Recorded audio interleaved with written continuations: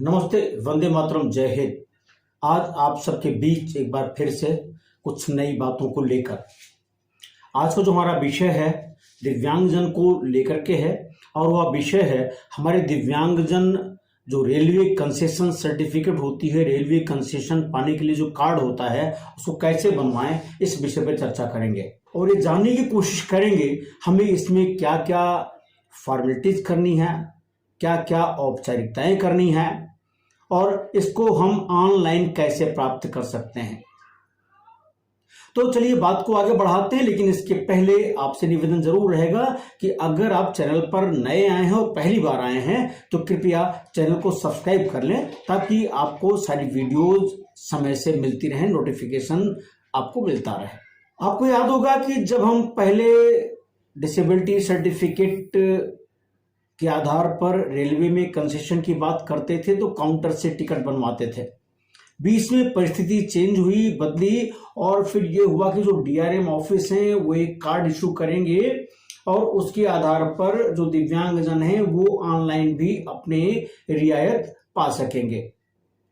परंतु अब व्यवस्था कुछ ज्यादा परिवर्तित हो गई है, यानी अब आप ऑनलाइन भी अपना डिसेबिलिटी कार्ड जनरेट कर सकते हैं। अब इसके लिए करना क्या है? ऑनलाइन जो डिसेबिलिटी कंसेशन कार्ड है उसको जनरेट करने के लिए अपने मोबाइल से भी आप कर सकते हो, जो बड़ा वाला होता है, एंड्रॉयड मोबाइल से भी, और अगर वो नहीं है तो लैपटॉप से घर बैठे या कंप्यूटर से भी घर बैठे आप कर सकते हो। अगर घर पे भी नहीं है तो किसी भी साइबर कैफे में चले जाएं।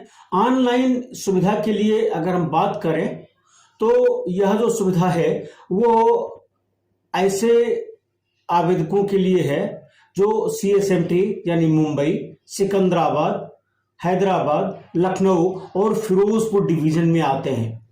अभी सिर्फ इन्हीं के लिए ये ऑनलाइन सुविधा हो गई है और ये प्रोसेसिंग डिवीजन है जो इस आधार पर काम करते हैं कि आप जहां के रहने वाले हो और जो डिसेबिलिटी सर्टिफिकेट आपकी जारी हुई है उसका नियरेस्ट रेलवे स्टेशन क्या है, यानी जो कंसेशन सर्टिफिकेट जारी हुआ है उसका जो नजदीकी रेलवे स्टेशन होगा वहां के आधार पे ये प्रोसेसिंग आपकी शुरू होती है। जो 21 प्रकार की दिव्यांगता वाले सभी व्यक्ति हैं उन सभी को ये सुविधा नहीं मिलती है।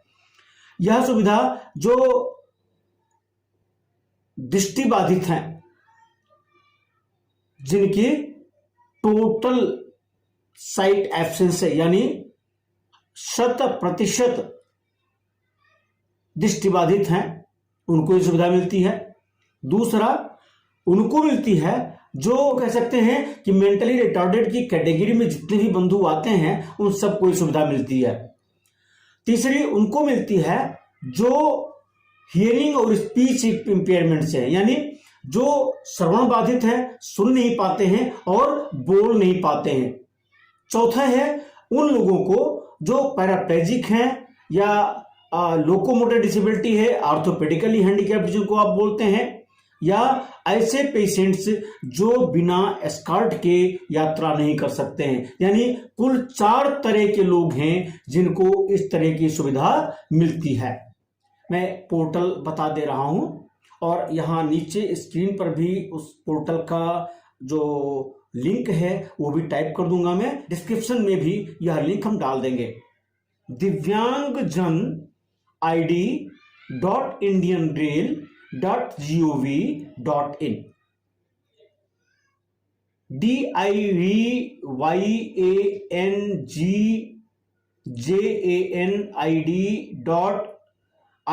divyangjianrail.gov.in ये वो पोर्टल है जिस पोर्टल पर आपको जाकर के जो कंसेशन कार्ड है वो पाना है।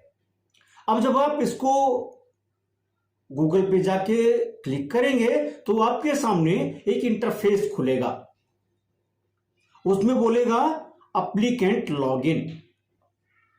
तो आपको करना क्या है, क्योंकि पहले कभी आप इस साइट पर गए नहीं हो तो इसलिए आप इसके लिए न्यू यूजर माने जाओगे, नए उपयोगकर्ता माने जाओगे। यहां पर आपको 2 चीज भी मिलेगी, यानी न्यू यूजर है वहां तो आपको क्लिक करना है, तो कुछ क्रेडेंशियल्स मांगेंगे। और साथ ही अगर आप खुद भी जानना चाहते हैं, नहीं समझ में आ रहा है, तो आप देखोगे इसमें राइट साइड में यूजर मैनुअल है। जब आप यूजर मैनुअल को क्लिक करोगे तो पूरा का पूरा बुकलेट आपके सामने आ जाएगा और फिर अकॉर्डिंगली आप प्रोसेस कर सकते हो, अपने को किसी से पूछने की जरूरत नहीं है। न्यू यूजर को जब आप क्लिक करेंगे तो आपके सामने एक इंटरफेस खुल के आएगा, जिसमें आपसे पूछा जाएगा आपकी स्टेट क्या है, नियरेस्ट रेलवे स्टेशन क्या है। यहां पर एक बात बताऊं मैं कि आपका आधार वेरिफिकेशन भी हो सकता है, लेकिन अगर आप आधार से वेरिफिकेशन नहीं करना चाहते हैं तो उसको ऑफ कर दीजिए। आपका जो नाम है वो आपको डालना है, आपको अपनी ईमेल आईडी डालनी है, आपसे जेंडर पूछेगा, वो मेल हो फीमेल हो या अदर्स हैं तो वो डालेंगे। मोबाइल नंबर आप डालेंगे तो उसमें ओटीपी आएगी। इस तरह से हम कह सकते हैं कि ज्यादा कुछ टफ इसमें नहीं है। आपके पास जो होने चाहिए वो स्टेट का इंफॉर्मेशन होना चाहिए, नजदीकी आपका रेलवे स्टेशन क्या है वो आपको बताना होगा। और यदि आपने प्रॉपरली इसको करेक्ट कर लिया तो ये डिवीजन को भेजेगा फर्दर प्रोसीडिंग के लिए। आधार वैलिडेशन मैंने बताया कि इसकी ज्यादा जरूरत नहीं है, लेकिन हाँ आपके पास एक वैध फोन नंबर होना चाहिए, वैलिड फोन नंबर होना चाहिए। और एक बार जब आप रजिस्टर्ड हो जाएंगे तो आप अपने रजिस्टर्ड मोबाइल नंबर से लॉगिन कर सकते हैं ओटीपी के जरिए। यानी जितनी बार आप लॉगिन करेंगे उतनी बार ओटीपी आपको आएगी, आपके मोबाइल नंबर पर आएगी। और फिर आप जब ओटीपी डालेंगे तो फिर कैप्चा आएगा, कैप्चा को आपको भरना है और फिर लॉगिन कर लेना है। अब जब लॉगिन करेंगे तो आपके सामने एक दूसरा इंटरफेस आएगा, उसमें वो बोलेगा कि अप्लाई फॉर कंसेशन कार्ड और कंसेशनल फॉर्म। जो कंसेशनल फॉर्म है उसको आपको डाउनलोड कर लेना है, उसको प्रॉपरली भरते जाना है और भर करके वो जो आपका नजदीकी अस्पताल है वहां से आपको वेरीफाई कराना है, क्योंकि बाद में आपको इसे अपलोड करना पड़ेगा साइट पर। हम आपको यही सुझाव देंगे कि आप इसको डाउनलोड कर लीजिए, भर लीजिए। इसको करने के बाद भी सारे डॉक्यूमेंट रेडी कर लीजिए और तब उसके बाद आप ऑनलाइन आवेदन करिए। अब अप्लाई फॉर कंसेशनल कार्ड। अब जब आप अप्लाई की बात करेंगे तो इसमें आपसे 4-5 चीजें मांगेंगे। वो एक तो आपकी डिसेबिलिटी क्या है, नेम क्या है,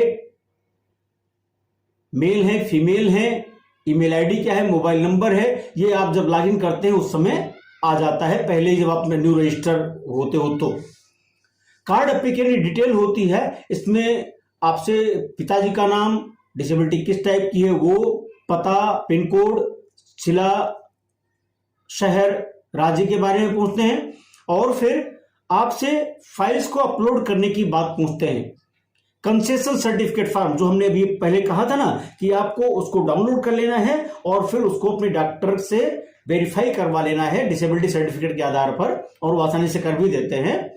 तो वो आपको अपलोड करना रहेगा। आपको अपनी फोटोग्राफ अपलोड करनी रहेगी, डिसेबिलिटी सर्टिफिकेट वो आपको अपलोड करना रहेगा, डेट ऑफ बर्थ के लिए सर्टिफिकेट आपको अपलोड करनी रहेगी। फोटो आईडी प्रूफ में चल जाएगा। आपके बहुत सारे डॉक्यूमेंट्स हैं, उसकी चर्चा करेंगे आप इसमें कौन कौन सा ले सकते हो। एड्रेस प्रूफ भी आपको अपलोड करना पड़ेगा। आपको ये भी बताना पड़ेगा, उसमें डिटेल देना पड़ेगा कि जो कंसेशन सर्टिफिकेट है किस गवर्नमेंट हॉस्पिटल ने जारी किया है, यानी उसकी तारीख क्या है और वो रेलवे कंसेशन इश्यूइंग जो अथॉरिटी है वो कौन सा है, यानी जिला कौन सा है, प्रदेश कौन सा है और फिर स्थान कौन सा है। इस तरह से आपको सर्टिफिकेट नंबर भी डालना पड़ेगा। देखना यह रहेगा कि आपको जो डॉक्टर साहब सर्टिफिकेट जारी करेंगे उनका रजिस्ट्रेशन नंबर उसमें जरूर शो हो, उनकी मुहर में लिखा हुआ हो। तो इस तरह से आप इसको सबमिट कर देंगे। यहां पर हम आपको जरूर ये बताना चाहेंगे कि जो आप अपने डॉक्यूमेंट्स स्कैन करेंगे पहले ही तैयार रखेंगे। हाँ, एक चीज ध्यान रखना है कि जो आप डालेंगे, अपलोड करेंगे, प्रत्येक डॉक्यूमेंट का जो साइज है, पीडीएफ में, पीएनजी में, जेपीजी में, जेपीईजी में, जो एक्सेप्ट करता है ये पोर्टल, वो 600 KB से अधिक का ना हो, यानी एक डॉक्यूमेंट 600 KB का होगा तभी लेगा ये। डेट ऑफ बर्थ के लिए मैंने पहले ही बताया कि बर्थ सर्टिफिकेट जो इशू होता है वो ले सकते हो, अपनी TC हो सकती है ले सकते हो आप, स्कूल की लिविंग सर्टिफिकेट, मेट्रिकुलेशन वो आप लगा सकते हो, रिकॉग्नाइज्ड एजुकेशन बोर्ड का भी सर्टिफिकेट लगा सकते हो आप, पासपोर्ट है, आधार कार्ड है, पैन कार्ड है, वोटर ID है, सर्टिफिकेट जो बर्थ की होती है, गेस्टेड ऑफिसर अगर कोई दे रहा है, तहसीलदार या अपने लेटर हेड पर, उसको भी लगा सकते हैं। जो जैसे निराश्रित गृह होते हैं, ऑर्फनेज हाउस, शरणालय जो होते हैं, वहां से भी आप ले सकते हो, या चाइल्ड केयर होम है, वहां के जो ऑफिशियल हेड हैं उनके लेटर हेड पे भी आप कर सकते हो। फोटो ID प्रूफ में आधार कार्ड है, पासपोर्ट है, पेन है, वोटर ID, ड्राइविंग लाइसेंस है, फोटो आइडेंटिटी कार्ड है, सीरियल नंबर जिसमें हो, सेंट्रल या स्टेट गवर्नमेंट ने जारी किया हो। साथ ही स्टूडेंट का आइडेंटिटी कार्ड जो कॉलेज से जारी होता है वो भी लगा सकते हैं। पासबुक की जो बैंक की फोटोकॉपी होती है वो भी आप लगा सकते हैं, लेकिन वो नेशनलाइज्ड बैंक है, शेड्यूल्ड बैंक, पब्लिक सेक्टर का बैंक को वही मानेंगे वो। क्रेडिट कार्ड की जो कॉपी है, लैमिनेटेड फोटोग्राफ, सर्टिफिकेट जो गेस्टेड ऑफिसर तहसीलदार ने, जैसे हमारे पहले चर्चा किया, वो भी आप ले सकते हो। एड्रेस प्रूफ के लिए आपका पानी का बिल है, टेलीफोन का बिल है, बिजली का बिल है, प्रॉपर्टी टैक्स की रिसीट है, गैस कनेक्शन है, आधार कार्ड है, और पासपोर्ट है, जो पासपोर्ट स्पाउस का है यानी पत्नी का है या और किसी का, वो लगा सकते हैं। पेरेंट्स का है, उनका भी पासपोर्ट मान्य होगा इसके लिए। पैन कार्ड है, वोटर ID कार्ड है, ड्राइविंग लाइसेंस है, फोटो पासबुक है, ये सारे आपके डॉक्यूमेंट्स उसमें शामिल हो जाते हैं।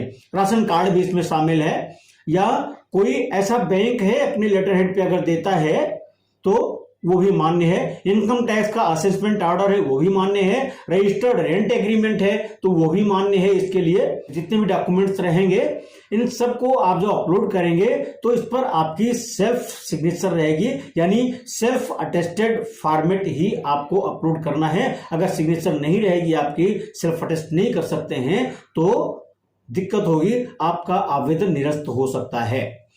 जहां तक डॉक्टर की बात है तो मैंने बताया डॉक्टर का नाम, रजिस्ट्रेशन नंबर और आपकी डिसेबिलिटी का जो नेचर है, किस तरह की डिसेबिलिटी है, कंसेशन सर्टिफिकेट में ये स्पेसिफिकली मेंशन होना चाहिए और पढ़ने योग्य होना चाहिए। अगर अपठनीय है तो फिर मान्य नहीं होगा।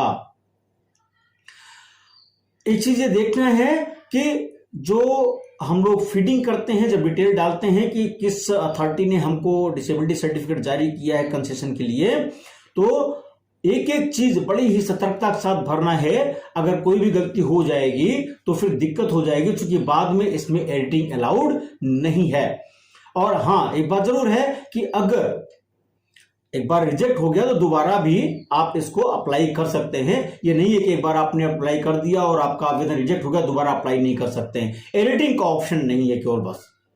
अगर आपको लगता है कि आपकी एप्लीकेशन पर ढंग से विचार नहीं हुआ, कोई कंप्लेंट करना चाह रहे हैं, तो एक पोर्टल है pgportal.gov.in, इस पर आप अपनी फीडबैक दे सकते हैं और इसके साथ लॉग आउट बटन भी होता है, उसका भी उपयोग आप कर सकते हैं। अगर आप दुखी हैं पोर्टल पर जो आपका डिसीजन हुआ रिजेक्शन का या और कोई बात है तो उसके बारे में आप इस तरह से कर सकते हैं। कार्ड अप्रूव हो गया तो आप जो भी पोर्टल आपके सामने दिख रहा था, हमने शुरू में बताया था, उसी पोर्टल से आप इसको लॉगिन करके आप डाउनलोड कर सकते हैं और प्रिंट भी कर सकते हैं। ये मैंने आपको थ्योरी दिया हुआ है कि आप किस तरह से अपनी ये सर्टिफिकेट ऑनलाइन प्राप्त कर सकते हैं, यानी रेलवे कंसेशन कार्ड कैसे प्राप्त कर सकते हैं।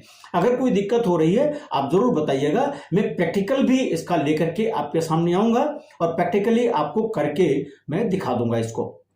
आज की बात कंसेशन के लिए यानी रेलवे कंसेशन के लिए यहीं तक, फिर मिलेंगे नई वीडियो के साथ।